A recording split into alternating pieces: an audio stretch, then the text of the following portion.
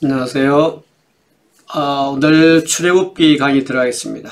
구약 개론 두 번째 책인 출애굽기 강의에 강의가 아니고 개론 간략하게 한번 살펴보도록 하겠습니다.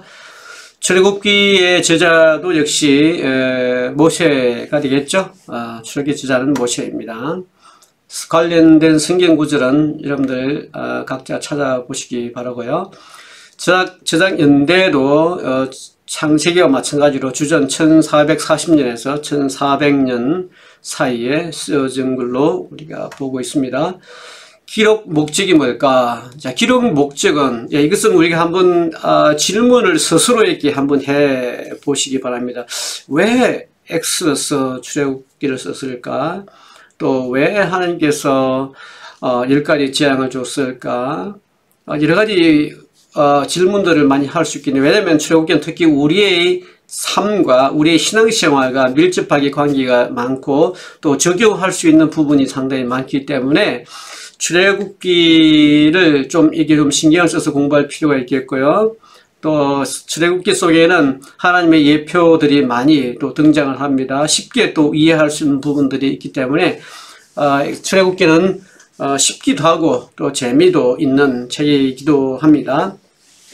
먼저 엑스더스라고 하는 말을 이제 탈출 이렇게 사용하고 있는데 엑스라고 하는 이 단어의 의미가 바로 바깥으로라고 하는 의미죠. 바깥으로 역시 이제 헬라어에서 나온 거죠. 자, 엑스더스 그러니까 탈출이라는 그런 의미가 있겠고요. 하나님의 때에 이스라엘 백성은 이제 애굽을 떠나게 되는데 자, 이것은 아브라함의 후손에 대한 박해 기간이 끝난 것과 그리고 그의 후손들이 약속의 땅에 살게 될 것뿐만 아니라 또 번성하여 큰 민족이 되리라 라는 아브라함께 주어졌던 그 언약의 성취가 시작되는 표시가 바로 출애굽 사건입니다. 그리고 이 출애굽 사건은 기원이 창세기 17장에 나와 있습니다. 창세기 17장에 하나님께서 언약을 맺는데 어떤 언약이냐면 이것을 횃불 언약이라고 합니다. 대개 언약은 양방향이죠. 그죠? 언약, 상방이 이제 둘이 언약, 그냥 계약 이런 의미가 되겠죠. 근데 히브리어에서 언약이라고 하는 단어는 베리트라고 하는 단어인데요. 베리트라고 하는 것은 자르다, 쪼개다 이런 의미예요. 그래서 이스라엘에서 계약을 할 때는 동물들을 이렇게 쪼갭니다. 쪼개서 그 쪼개진 동물 그 사이로 두 단사자가 지나가게 되죠. 그러면서 이제 암묵적인 메시지가 뭐냐면 만약에 이 언약을 약속을 이렇게 누군가가 이렇게 언약을 지키지 않으면 이 동물처럼 쪼개질 것이다 라고 하는 메시지가 거기에서 있는 것이죠. 근데 하나님께서 아브라함과 맺은 언약은 되게 일방적인 언약이에요. 왜냐하면 우리가 하나님과의 언약을 지킬 수가 없죠. 그래서 하나님께서 일방적으로 언약을 이루어 나가시는데 17장의 횃불 언약은 하나님께서 만약에 내가 이 약속을 잘 지키지 않으면 이 쪼갠 동물처럼 나도 쪼개질 것이다. 그죠? 하나님의 목숨을 걸고 한 약속이 17장에는 언약, 횃불 언약입니다. 그렇기 때문에 횃불 언약은 굉장히 중요한 거죠. 그죠? 자, 언약에 관한 우리가 공부도 이제 앞으로 하게 될 겁니다. 그때 또 공부하도록 하죠.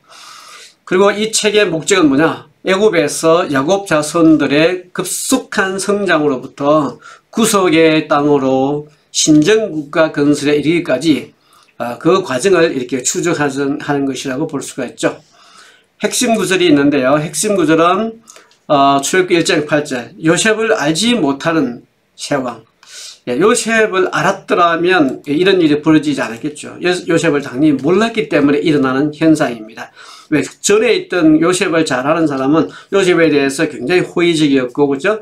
요셉이 행한 그 10가지 재앙이라든지 또 하나님이 함께 하시는 그런 많은 것들을 더 보아왔기 때문에 이런 박해가 없을 것인데 세왕이 등장하면서 애굽에 이제 이스라엘 백성들에게 핍박이 시작이 되게 된 거죠.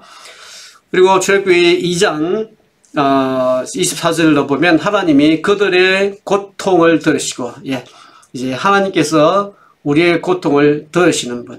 자, 들으시는 하나님으로 이제 등장을 합니다. 그리고 하나님 아브라함과 이삭과 야곱에게 씌운 그 언약을 기억하는 거죠. 하나님의 우리의 고통 소리를 들으시고, 그리고 그 언약을 기억하십니다. 기억하시는 하나님이죠. 하나님이 이스라엘 자손을 돌보셨고, 하나님이 그들을 기억하셨다. 예. 하나님 항상 우리를 돌보시고, 또 우리의 시름 소리를 들으시고, 우리를 기억하시는 하나님이라는 것을 우리가 깊이 간직하시기 바랍니다.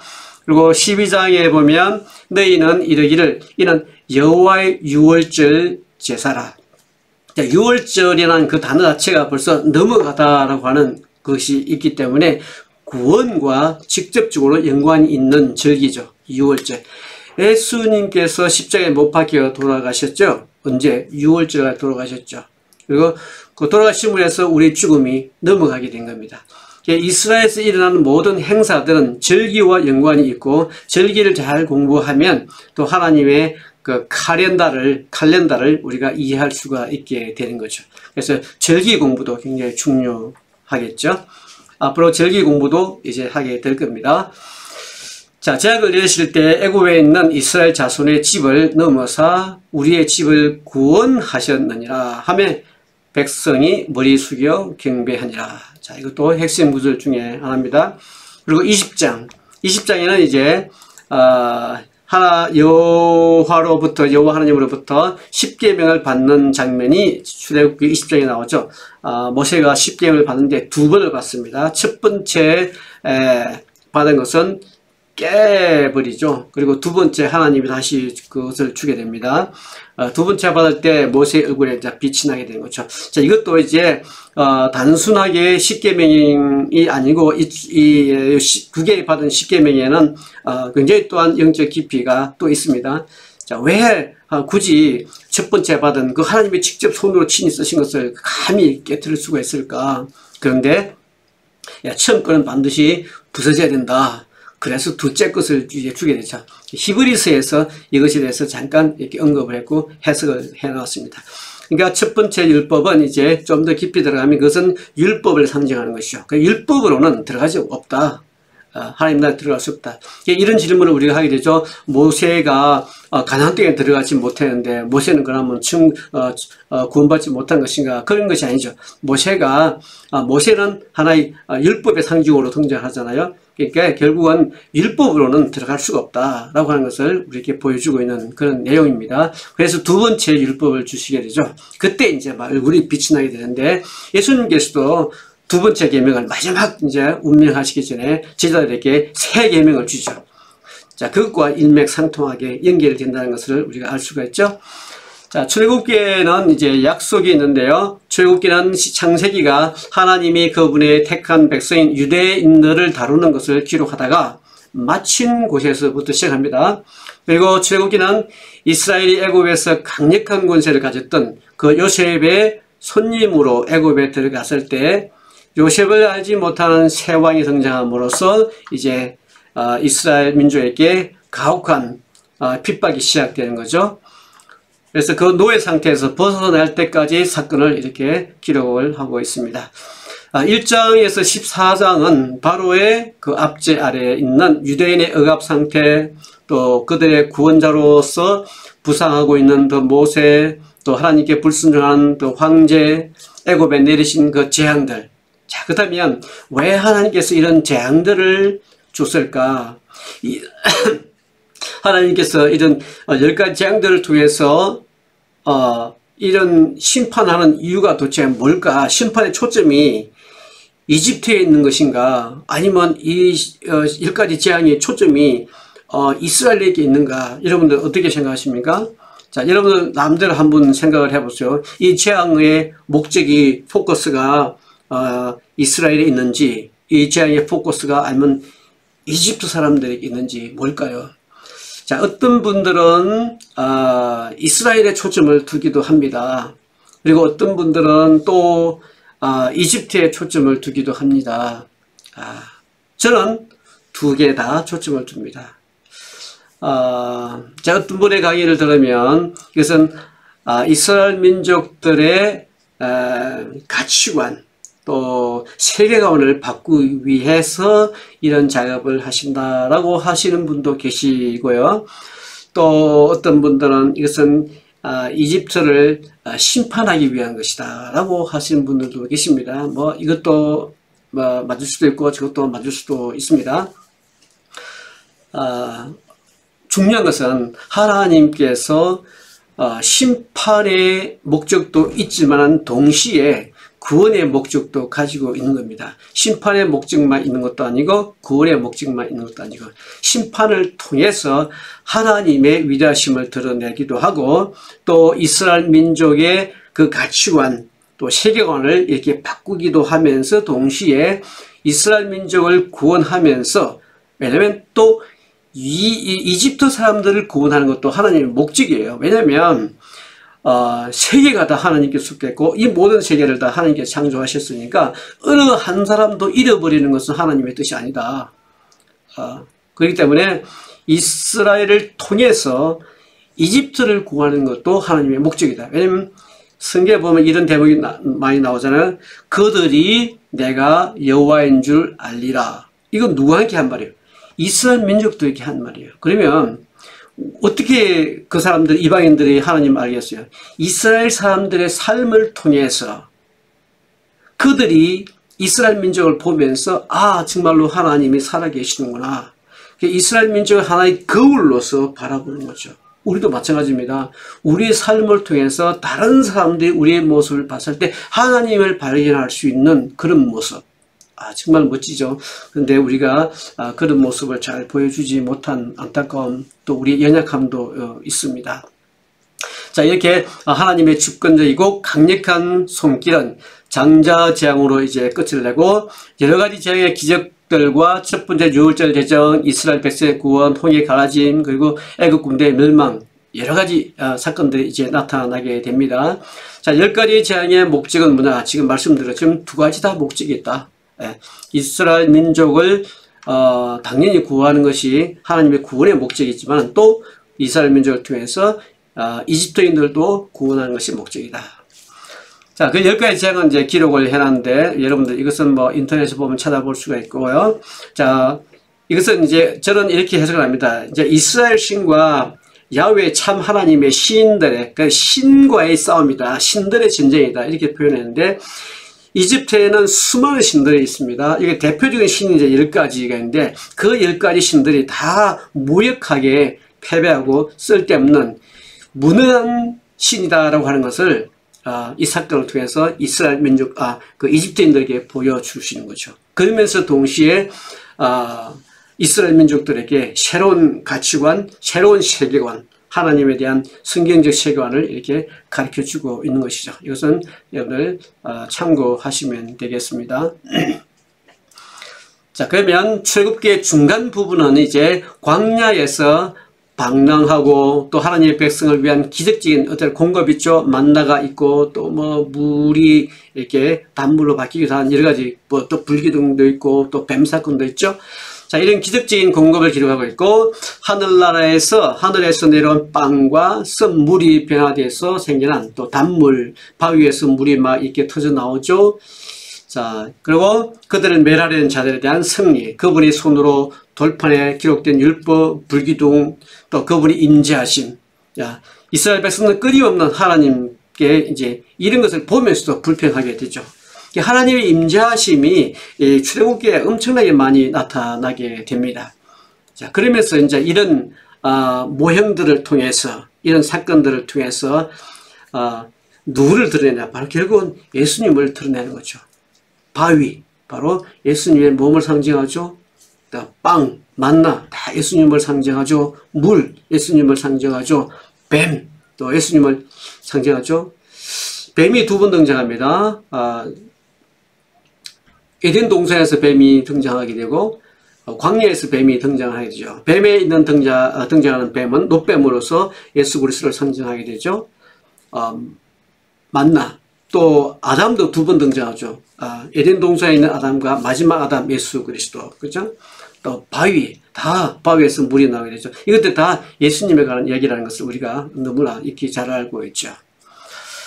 자, 이 책의 마지막 부분은 이제 3분의 1은 언약궤를 짓는 것과 여러 가지 제사, 제단, 기구, 예식, 예배 행식과 함께 성막을 위한 계획으로 모사되어 있는데요. 성경에서 가장 중요한 것은 바로 예배입니다. 출애굽기의 목적이 뭐냐? 그것은 바로 예배예요. 왜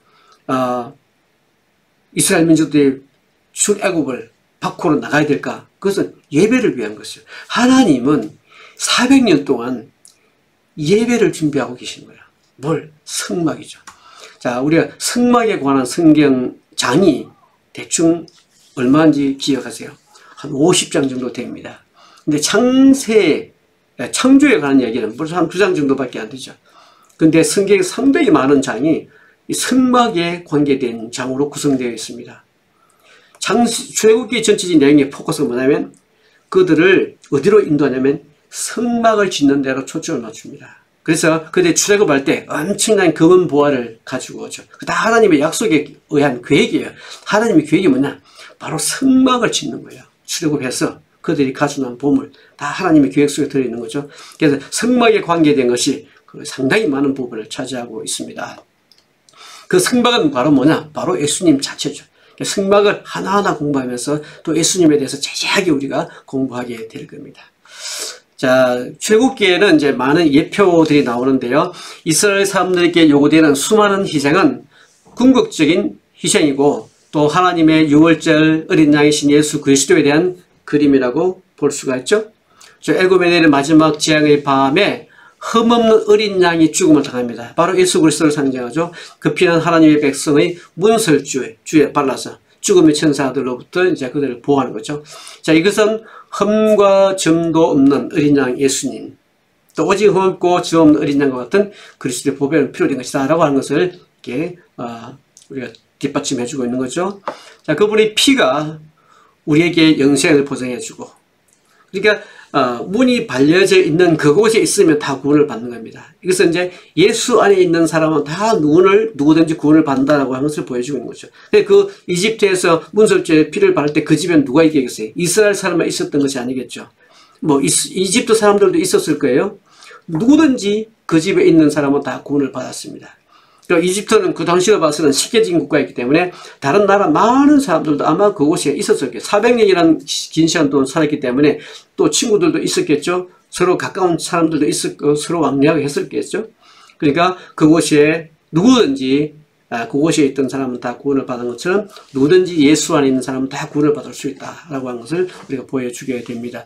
그 이야기는 이제 라합 얘기에서도 나오죠. 여리고성 안에 있는 그 라합 이야기가 문설주의 문에다가 이제 헌금을 이렇게 달아놓잖아요. 이것은 바로 붉은 줄이죠. 예수 그리스도의 십자가의 상징으로 볼 수가 있는데 그 그림이 이제 히브리어 마지막 단어가 테바인데요. 테바의 그림이 이 기둥에다가 줄이 하나 달려있는 그림이에요.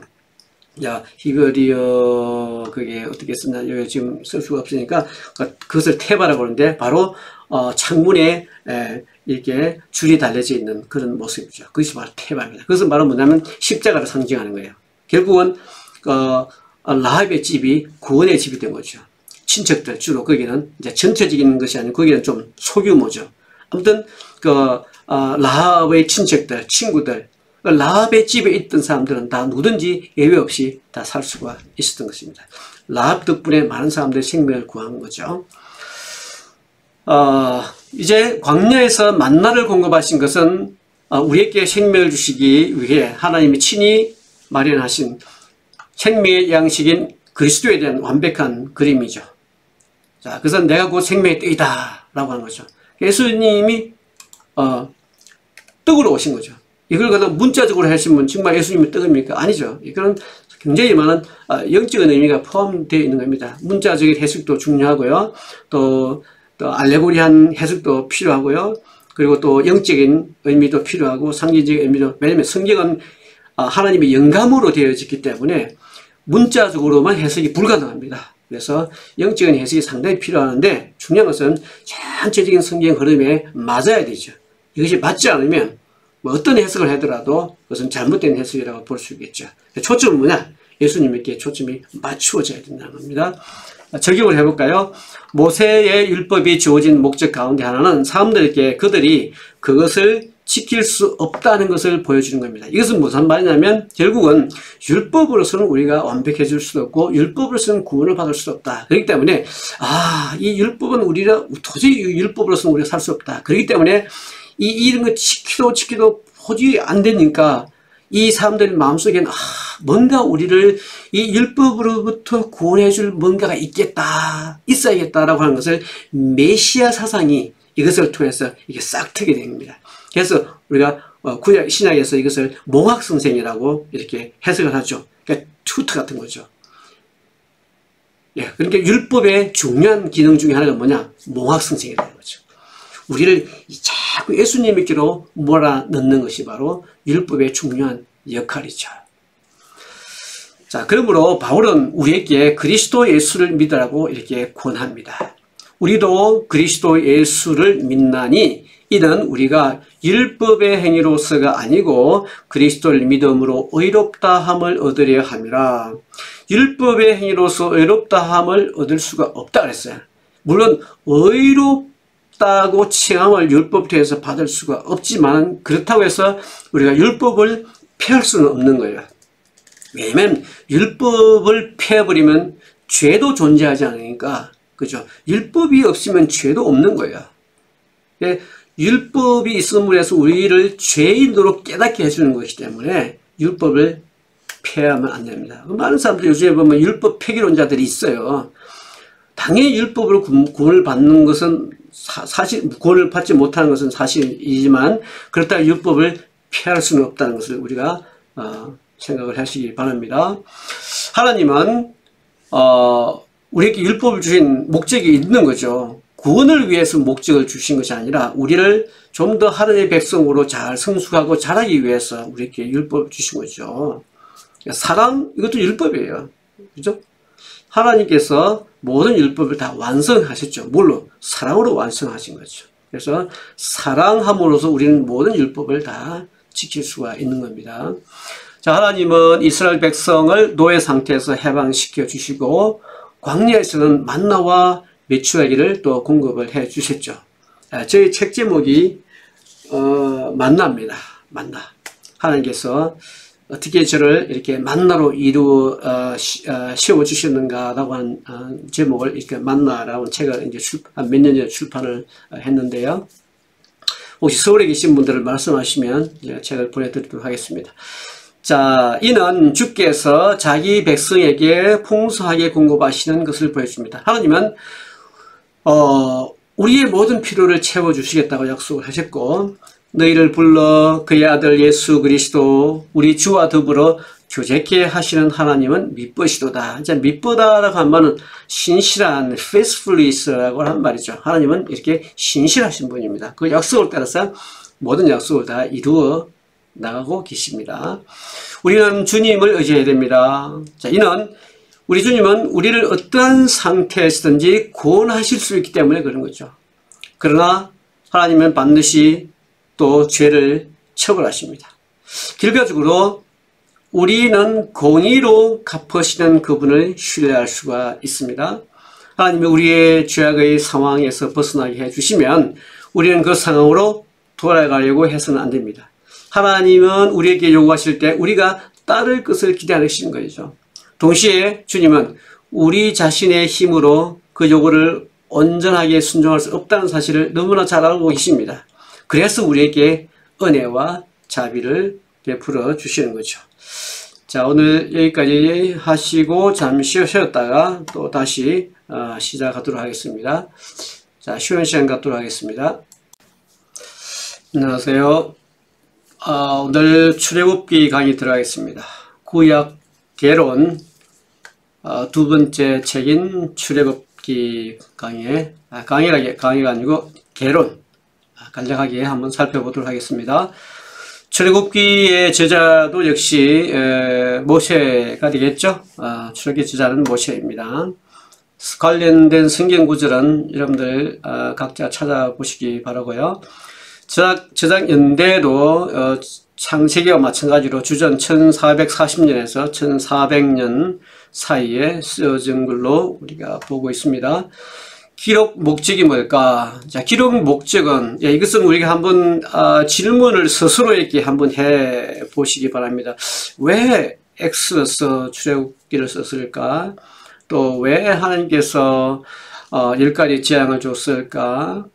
여러 가지 질문들을 많이 할 수 있겠네요. 왜냐하면 출애굽기는 특히 우리의 삶과 우리의 신앙생활과 밀접하게 관계가 많고 또 적용할 수 있는 부분이 상당히 많기 때문에 출애굽기를 이게 좀 신경을 써서 공부할 필요가 있겠고요.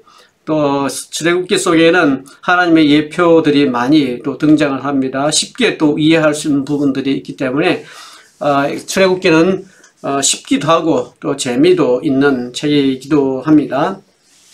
먼저 엑스더스라고 하는 말을 이제 탈출 이렇게 사용하고 있는데, 엑스라고 하는 이 단어의 의미가 바로 바깥으로라고 하는 의미죠. 바깥으로. 역시 이제 헬라어에서 나온 거죠. 자, 엑스더스, 그러니까 탈출이라는 그런 의미가 있겠고요.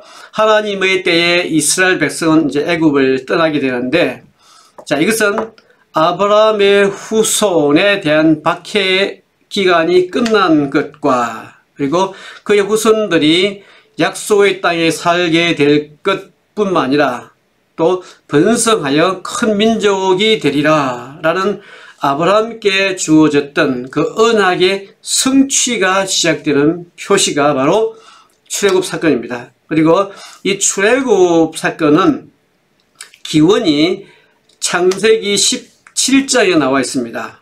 창세기 17장에 하나님께서 언약을 맺는데 어떤 언약이냐면 이것을 횃불 언약이라고 합니다. 대개 언약은 양방향이죠. 그죠? 언약, 상방이 이제 둘이 언약, 그냥 계약 이런 의미가 되겠죠. 근데 히브리어에서 언약이라고 하는 단어는 베리트라고 하는 단어인데요. 베리트라고 하는 것은 자르다, 쪼개다 이런 의미예요. 그래서 이스라엘에서 계약을 할 때는 동물들을 이렇게 쪼갭니다. 쪼개서 그 쪼개진 동물 그 사이로 두 단사자가 지나가게 되죠.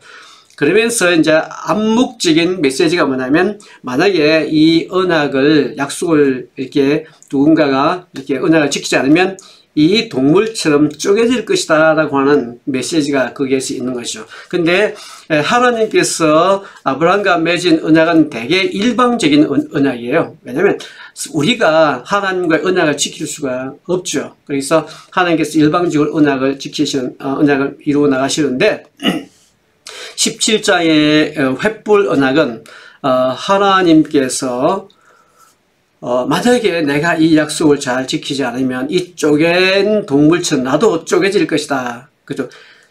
하나님의 목숨을 걸고 한 약속이 17장에는 언약, 횃불 언약입니다. 그렇기 때문에 횃불 언약은 굉장히 중요한 거죠. 그죠? 자, 언약에 관한 우리가 공부도 이제 앞으로 하게 될 겁니다. 그때 또 공부하도록 하죠. 그리고 이 책의 목적은 뭐냐? 애굽에서 야곱 자손들의 급속한 성장으로부터 구속의 땅으로 신정국가 건설에 이르기까지 그 과정을 이렇게 추적하는 것이라고 볼 수가 있죠. 핵심 구절이 있는데요. 핵심 구절은 출애굽기 1장 8절, 요셉을 알지 못하는 세왕. 요셉을 알았더라면 이런 일이 벌어지지 않았겠죠. 요셉을 당연히 몰랐기 때문에 일어나는 현상입니다. 왜? 전에 있던 요셉을 잘 아는 사람은 요셉에 대해서 굉장히 호의적이었고, 그죠? 요셉이 행한 그 10가지 재앙이라든지 또 하나님이 함께 하시는 그런 많은 것들을 다 보아왔기 때문에 이런 박해가 없을 것인데, 세왕이 등장하면서 애굽에 이제 이스라엘 백성들에게 핍박이 시작이 되게 된 거죠. 그리고 출애굽기 2장 24절을 보면 하나님이 그들의 고통을 들으시고, 이제 하나님께서 우리의 고통을 들으시는 분, 자, 들으시는 하나님으로 이제 등장을 합니다. 그리고 하나님이 아브라함과 이삭과 야곱에게 시온 그 언약을 기억하는 것이죠. 하나님의 우리의 고통소리를 들으시고 그리고 그 언약을 기억하십니다. 기억하시는 하나님이죠. 하나님이 이스라엘 자손을 돌보셨고 하나님이 그들을 기억하셨다.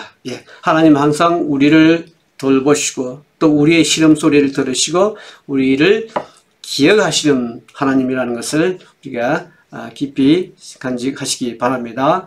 그리고 12장에 보면 너희는 이르기를 이는 여호와의 유월절 제사라.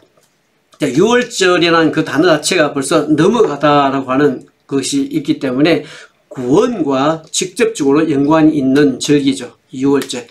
예수님께서 십자가에 못 박혀 돌아가셨죠. 언제? 유월절에 돌아가셨죠. 그리고 그 돌아가심으로 해서 우리 죽음이 넘어가게 된 겁니다.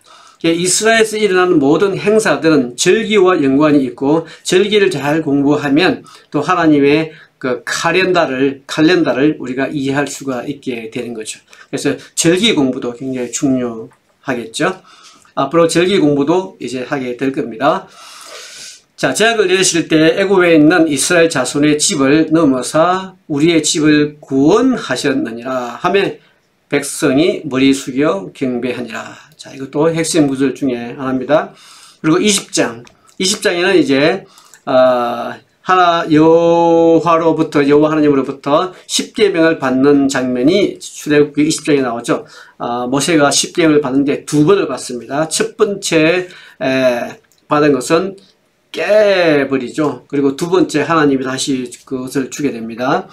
두 번째 받을 때 모세의 얼굴에 이제 빛이 나게 되는 거죠. 자, 이것도 이제 단순하게 십계명이 아니고 그게 받은 십계명에는 굉장히 또한 영적 깊이가 또 있습니다. 자, 왜 굳이 첫 번째 받은 그 하나님이 직접 손으로 친히 쓰신 것을 감히 깨뜨릴 수가 있을까? 그런데 처음 거는 반드시 부서져야 된다. 그래서 둘째 것을 이제 주게 되죠. 히브리서에서 이것에 대해서 잠깐 이렇게 언급을 했고 해석을 해 놓았습니다. 그러니까 첫 번째 율법은 이제 좀 더 깊이 들어가면 그것은 율법을 상징하는 것이죠. 그 율법으로는 들어갈 수 없다.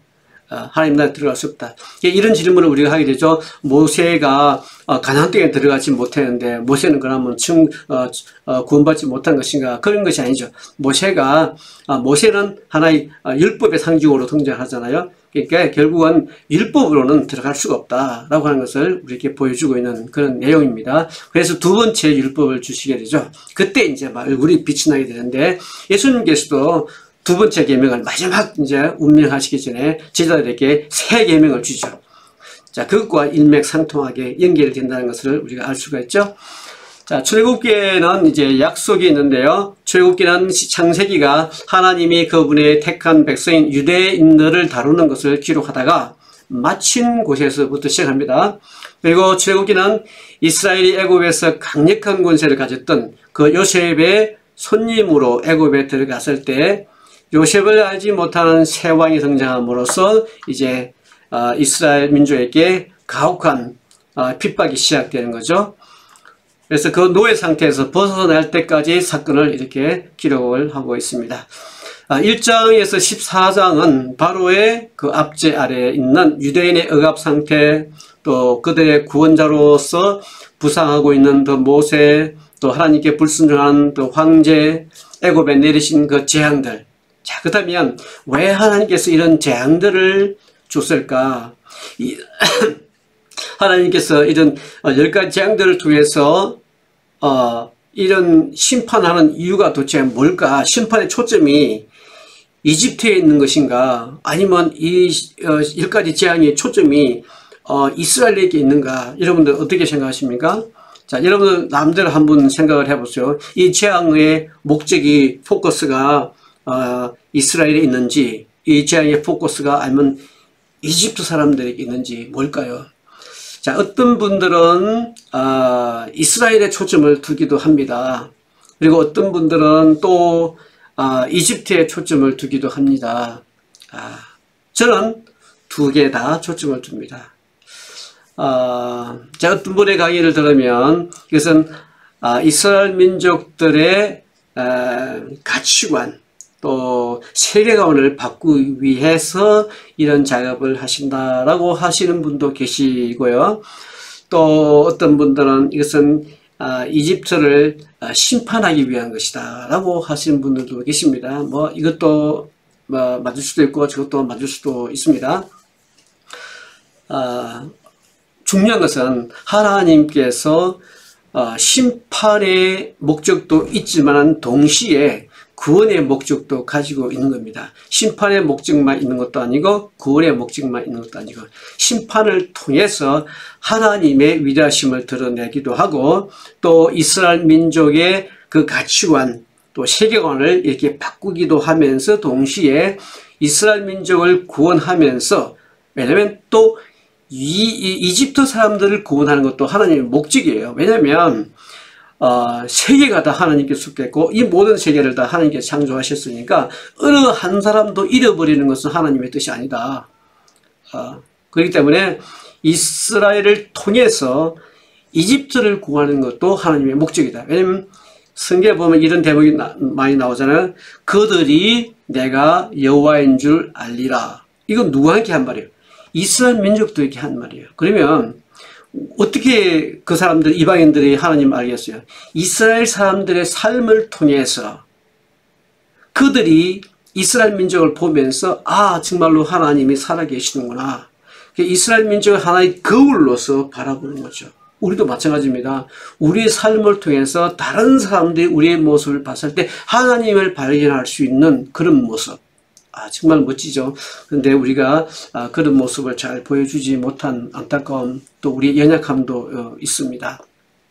자, 이렇게 하나님의 주권적이고 강력한 손길은 장자재앙으로 이제 끝을 내고 여러 가지 재앙의 기적들과 첫 번째 유월절 대전, 이스라엘 백성의 구원, 홍해 가라짐, 그리고 애국 군대의 멸망 여러 가지 사건들이 이제 나타나게 됩니다. 자, 10가지 재앙의 목적은 뭐냐? 지금 말씀드렸지만 두 가지 다 목적이 있다. 이스라엘 민족을 당연히 구하는 것이 하나님의 구원의 목적이지만 또 이스라엘 민족을 통해서 이집트인들도 구원하는 것이 목적이다. 자, 그 10가지 재앙은 이제 기록을 해놨는데 여러분들 이것은 뭐 인터넷에 보면 찾아볼 수가 있고요. 자, 이것은 이제 저는 이렇게 해석을 합니다. 이제 이스라엘 신과 야훼 참 하나님의 시인들의 그 신과의 싸움이다. 신들의 전쟁이다. 이렇게 표현했는데 이집트에는 수많은 신들이 있습니다. 이게 대표적인 신이 이제 10가지가 있는데 그 10가지 신들이 다 무역하게 패배하고 쓸데없는 무능한 신이다라고 하는 것을 이 사건을 통해서 이스라엘 민족, 그 이집트인들에게 보여주시는 거죠. 그러면서 동시에 이스라엘 민족들에게 새로운 가치관, 새로운 세계관, 하나님에 대한 성경적 세계관을 이렇게 가르쳐주고 있는 것이죠. 이것은 여러분들 참고하시면 되겠습니다. 자, 그러면 출애굽기의 중간 부분은 이제 광야에서 방랑하고 또 하나님의 백성을 위한 기적적인 어떤 공급이 있죠. 만나가 있고 또 뭐 물이 이렇게 단물로 바뀌기도 한 여러 가지 뭐 또 불기둥도 있고 또 뱀 사건도 있죠. 자, 이런 기적적인 공급을 기록하고 있고 하늘에서 내려온 빵과 썩물이 변화돼서 생겨난 또 단물 바위에서 물이 막 이렇게 터져 나오죠. 자, 그리고 그들을 멸하려는 자들에 대한 승리, 그분이 손으로 돌판에 기록된 율법, 불기둥, 또 그분이 임재하심. 자, 이스라엘 백성은 끊임없는 하나님께 이제 이런 것을 보면서도 불평하게 되죠. 하나님의 임재하심이 출애굽기에 엄청나게 많이 나타나게 됩니다. 자, 그러면서 이제 이런 모형들을 통해서 이런 사건들을 통해서 누구를 드러내냐? 바로 결국은 예수님을 드러내는 거죠. 바위, 바로 예수님의 몸을 상징하죠. 빵, 만나, 다 예수님을 상징하죠. 물, 예수님을 상징하죠. 뱀, 또 예수님을 상징하죠. 뱀이 두 번 등장합니다. 에덴 동산에서 뱀이 등장하게 되고 광야에서 뱀이 등장하게 되죠. 뱀에 있는 등장하는 뱀은 노뱀으로서 예수 그리스도를 상징하게 되죠. 만나, 또 아담도 두 번 등장하죠. 에덴 동산에 있는 아담과 마지막 아담 예수 그리스도, 그죠?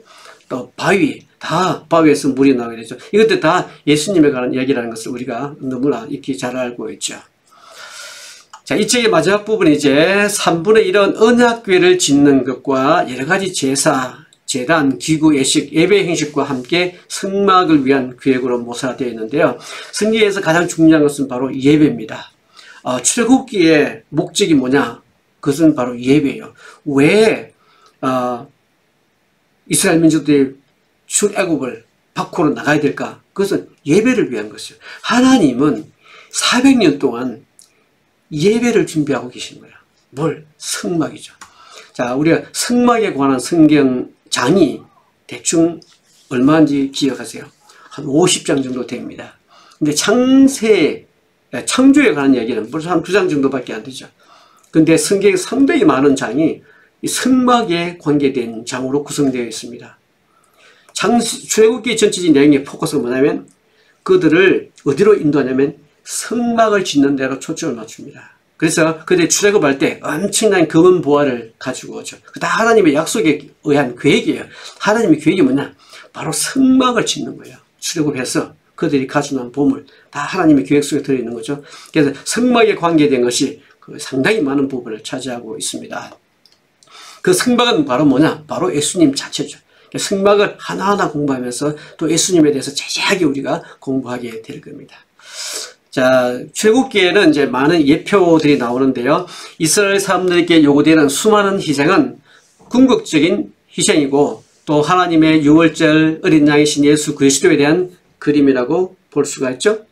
애굽에 내린 마지막 재앙의 밤에 흠없는 어린 양이 죽음을 당합니다. 바로 예수 그리스도를 상징하죠. 그 피는 하나님의 백성의 문설주에 발라서 죽음의 천사들로부터 이제 그들을 보호하는 거죠. 자, 이것은 흠과 점도 없는 어린 양 예수님, 또 오직 흠 없고 점 없는 어린 양과 같은 그리스도의 보배는 필요된 것이다라고 하는 것을 이렇게 우리가 뒷받침해주고 있는 거죠. 자, 그분의 피가 우리에게 영생을 보장해주고, 그러니까 문이 발려져 있는 그곳에 있으면 다 구원을 받는 겁니다. 이것은 이제 예수 안에 있는 사람은 다 누구든지 구원을 받는다라고 하는 것을 보여주고 있는 거죠. 그 이집트에서 문설주에 피를 바를 때 그 집에는 누가 있겠어요? 이스라엘 사람만 있었던 것이 아니겠죠. 뭐 이집트 사람들도 있었을 거예요. 누구든지 그 집에 있는 사람은 다 구원을 받았습니다. 그러니까 이집트는 그 당시로 봐서는 세계적인 국가였기 때문에 다른 나라 많은 사람들도 아마 그곳에 있었을 거예요. 400년이라는 긴 시간 동안 살았기 때문에 또 친구들도 있었겠죠. 서로 가까운 사람들도 있었고 서로 왕래하고 했었겠죠. 그러니까 그곳에 누구든지 그곳에 있던 사람은 다 구원을 받은 것처럼 누구든지 예수 안에 있는 사람은 다 구원을 받을 수 있다라고 하는 것을 우리가 보여주게 됩니다. 그 이야기는 이제 라합 얘기에서도 나오죠. 여리고성 안에 있는 그 라합 이야기가 문설주에 문에다가 이제 헌금을 이렇게 달아놓잖아요. 이것은 바로 붉은 줄이죠. 예수 그리스도의 십자가의 상징으로 볼 수가 있는데 그 그림이 이제 히브리어 마지막 단어가 테바인데요. 테바의 그림이 이 기둥에다가 줄이 하나 달려있는 그림이에요. 자, 히브리어 그게 어떻게 쓰나 여기 지금 쓸 수가 없으니까 그것을 테바라고 하는데 바로 창문에 이렇게 줄이 달려져 있는 그런 모습이죠. 그것이 바로 테바입니다. 그것은 바로 뭐냐면 십자가를 상징하는 거예요. 결국은 라합의 집이 구원의 집이 된 거죠. 친척들 주로 거기는 이제 전체적인 것이 아니고 거기는 좀 소규모죠. 아무튼 라합의 친척들, 친구들. 라합의 집에 있던 사람들은 다 누구든지 예외 없이 다 살 수가 있었던 것입니다. 라합 덕분에 많은 사람들이 생명을 구한 거죠. 이제 광야에서 만나를 공급하신 것은 우리에게 생명을 주시기 위해 하나님이 친히 마련하신 생명의 양식인 그리스도에 대한 완벽한 그림이죠. 자, 그래서 내가 곧 생명의 떡이다 라고 하는 거죠. 예수님이 떡으로 오신 거죠. 이걸 그냥 문자적으로 하시면 정말 예수님의 떡입니까? 아니죠. 이거는 굉장히 많은 영적인 의미가 포함되어 있는 겁니다. 문자적인 해석도 중요하고요. 또 알레고리한 해석도 필요하고요. 그리고 또 영적인 의미도 필요하고 상징적인 의미도, 왜냐하면 성경은 하나님의 영감으로 되어졌기 때문에 문자적으로만 해석이 불가능합니다. 그래서 영적인 해석이 상당히 필요하는데 중요한 것은 전체적인 성경 흐름에 맞아야 되죠. 이것이 맞지 않으면 뭐 어떤 해석을 하더라도 그것은 잘못된 해석이라고 볼 수 있겠죠. 초점은 뭐냐? 예수님에게 초점이 맞추어져야 된다는 겁니다. 적용을 해볼까요? 모세의 율법이 주어진 목적 가운데 하나는 사람들에게 그들이 그것을 지킬 수 없다는 것을 보여주는 겁니다. 이것은 무슨 말이냐면 결국은 율법으로서는 우리가 완벽해질 수도 없고 율법으로서는 구원을 받을 수도 없다. 그렇기 때문에 이 율법은 우리가 도저히 율법으로서는 우리가 살 수 없다. 그렇기 때문에 이런 거 지키도 도저히 안 되니까 이 사람들 마음속에는 뭔가 우리를 이 율법으로부터 구원해 줄 뭔가가 있어야겠다라고 하는 것을 메시아 사상이 이것을 통해서 이게 싹 트게 됩니다. 그래서 우리가 구약 신약에서 이것을 몽학 선생이라고 이렇게 해석을 하죠. 그러니까 튜터 같은 거죠. 예, 그러니까 율법의 중요한 기능 중에 하나가 뭐냐? 몽학 선생이라는 거죠. 우리를 자꾸 예수님 믿기로 몰아넣는 것이 바로 율법의 중요한 역할이죠. 자, 그러므로 바울은 우리에게 그리스도 예수를 믿으라고 이렇게 권합니다. 우리도 그리스도 예수를 믿나니 이는 우리가 율법의 행위로서가 아니고 그리스도를 믿음으로 의롭다함을 얻으려 함이라. 율법의 행위로서 의롭다함을 얻을 수가 없다 그랬어요. 물론 의롭다고 칭함을 율법 통해서 받을 수가 없지만 그렇다고 해서 우리가 율법을 폐할 수는 없는 거예요. 왜냐하면 율법을 폐해버리면 죄도 존재하지 않으니까, 그죠? 율법이 없으면 죄도 없는 거예요. 율법이 있음으로 해서 우리를 죄인으로 깨닫게 해주는 것이기 때문에 율법을 폐하면 안 됩니다. 많은 사람들 요즘에 보면 율법 폐기론자들이 있어요. 당연히 율법으로 구원을 받는 것은 사실 구원을 받지 못하는 것은 사실이지만 그렇다고 율법을 폐할 수는 없다는 것을 우리가 생각을 하시기 바랍니다. 하나님은 우리에게 율법을 주신 목적이 있는 거죠. 구원을 위해서 목적을 주신 것이 아니라 우리를 좀 더 하나님의 백성으로 잘 성숙하고 자라기 위해서 우리에게 율법을 주신 거죠. 사랑, 이것도 율법이에요. 그죠? 하나님께서 모든 율법을 다 완성하셨죠. 물론 사랑으로 완성하신 거죠. 그래서 사랑함으로써 우리는 모든 율법을 다 지킬 수가 있는 겁니다. 자, 하나님은 이스라엘 백성을 노예 상태에서 해방시켜 주시고 광야에서는 만나와 메추라기를 또 공급을 해 주셨죠. 저희 책 제목이 만나입니다. 만나.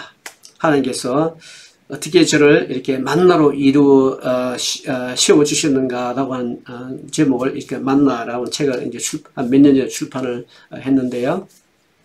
혹시 서울에 계신 분들을 말씀하시면 제가 책을 보내드리도록 하겠습니다. 자, 이는 주께서 자기 백성에게 풍성하게 공급하시는 것을 보여줍니다. 하나님은